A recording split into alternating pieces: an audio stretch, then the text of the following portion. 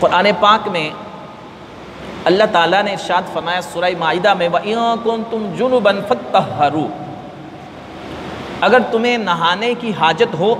تو خوب ستھرے ہو لیا کرو، یعنی اچھے طریقے سے پاک ہو لیا کرو۔ یہ قرآن کا حکم ہے۔ اسی طرح ایام جو عورتوں کے ہیں انہیں بھی یہ حکم دیا گیا کہ ان کے بعد وہ بھی حتیٰ یطہرن، وہ بھی پاک ہو جائیں۔ تو جو چیزیں غسل کو فرض کرتی ہیں ان کے بعد اچھے طریقے سے غسل کرنا اور صحیح غسل کرنا یہ ضروری ہے۔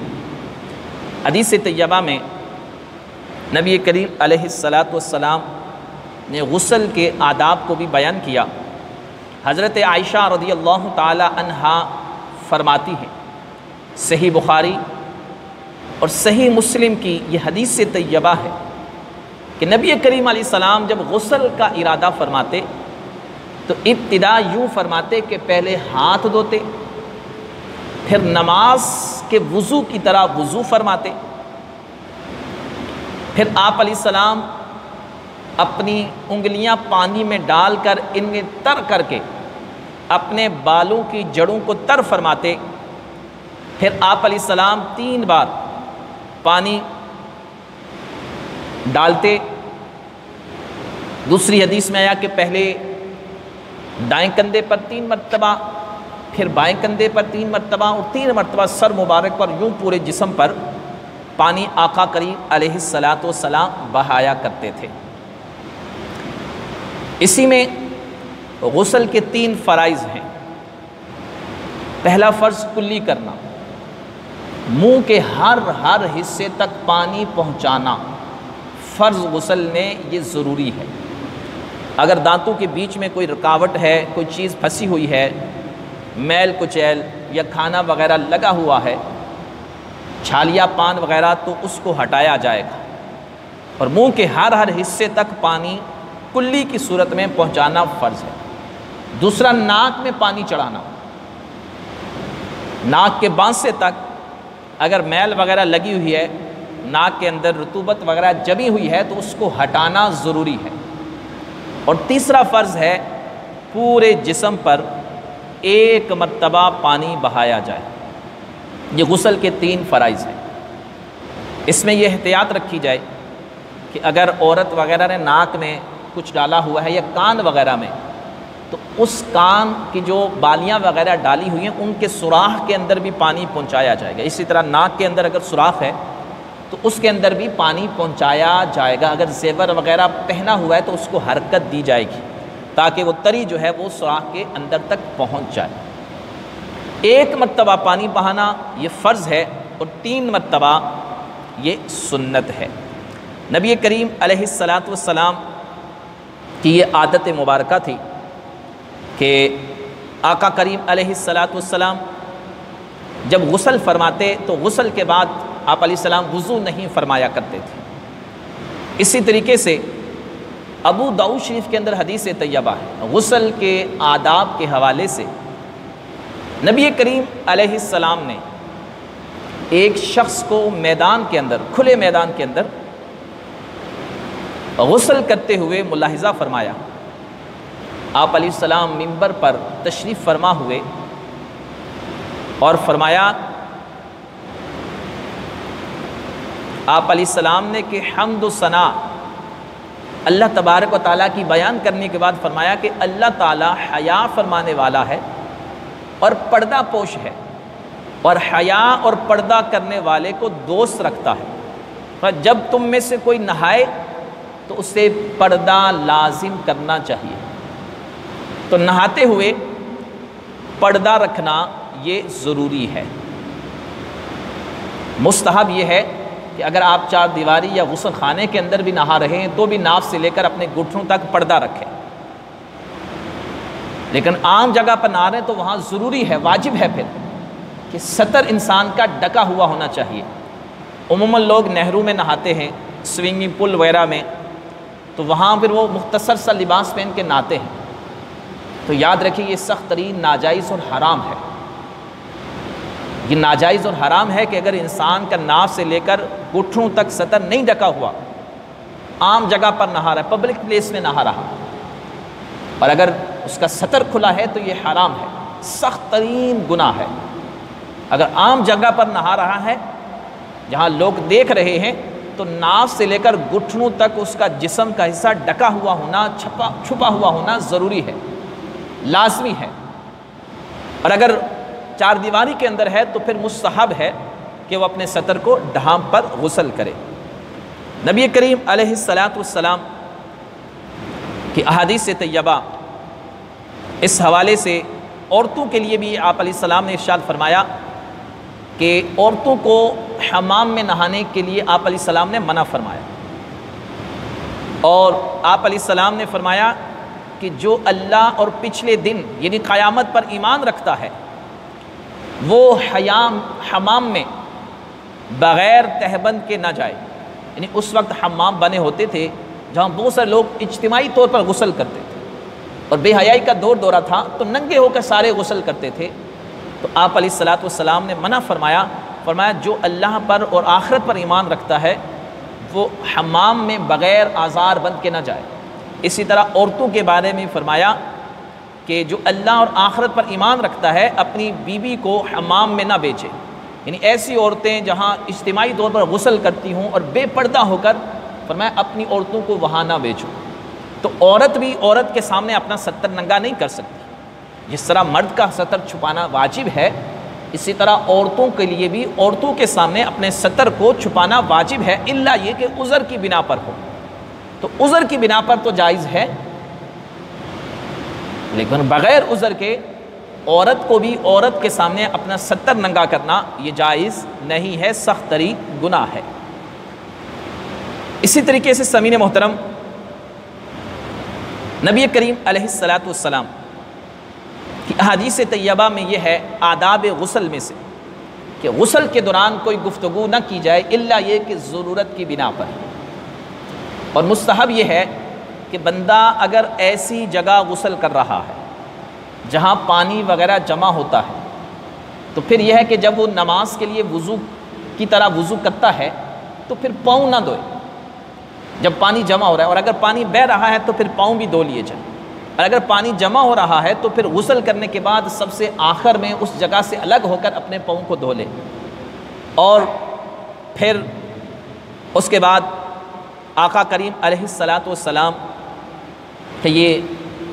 طریقہ مبارک تھا کہ آپ علیہ السلام غسل کے بعد جسم کے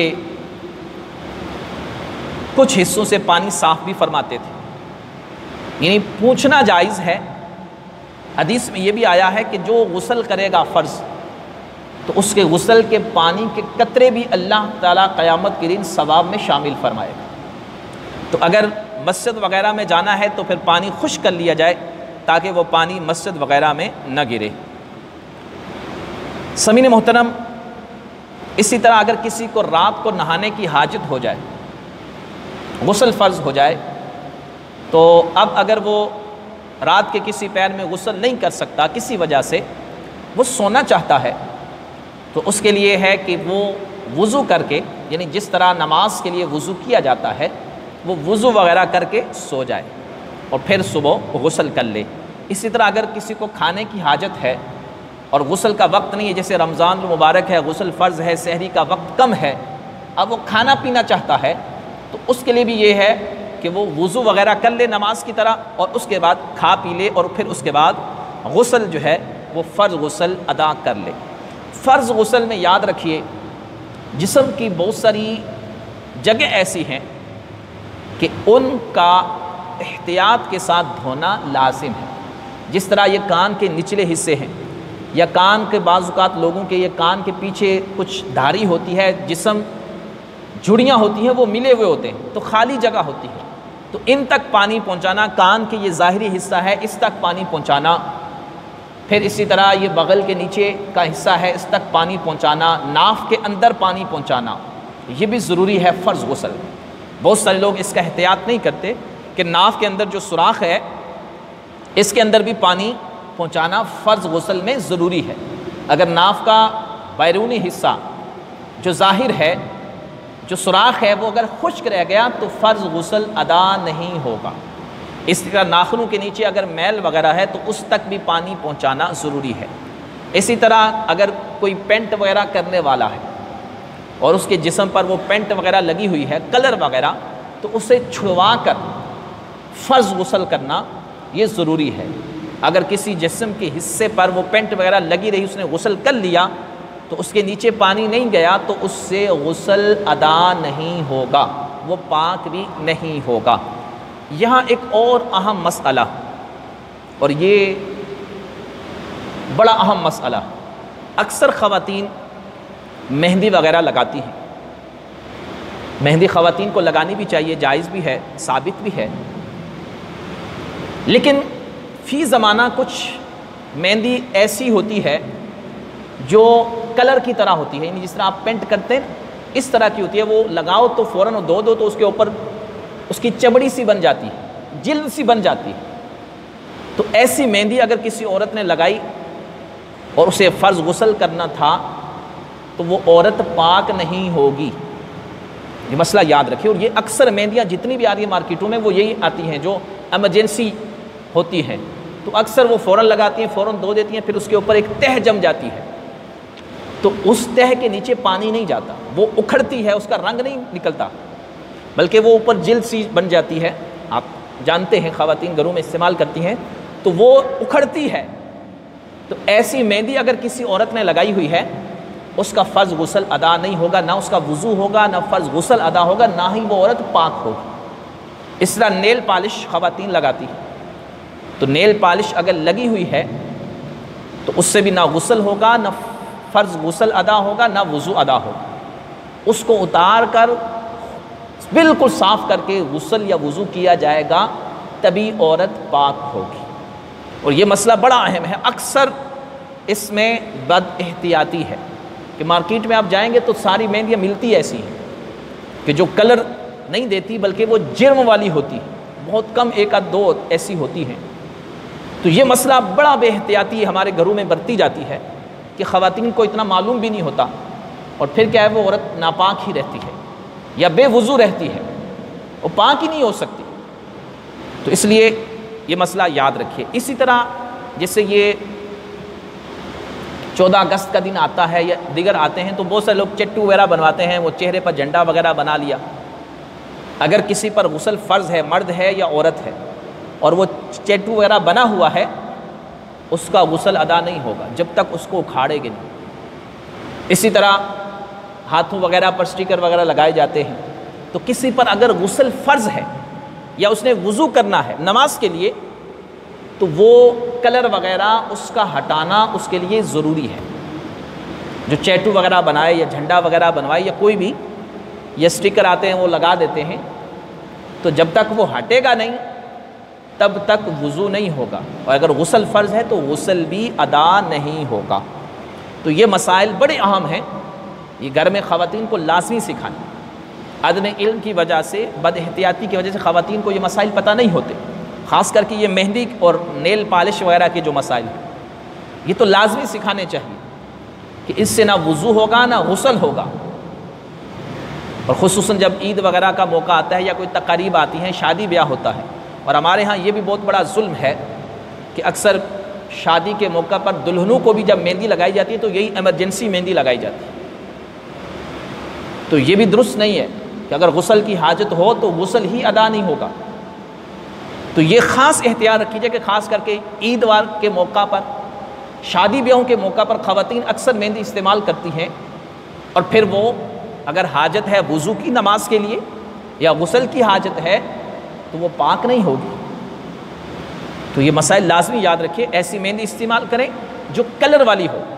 جرم والی نہیں، تہ والی نہیں، کلر والی مہندی ہے تو وہ جائز ہے، اس کے نیچے چونکہ اس کا کلر ہوتا ہے، اس کا تہ نہیں ہوتی،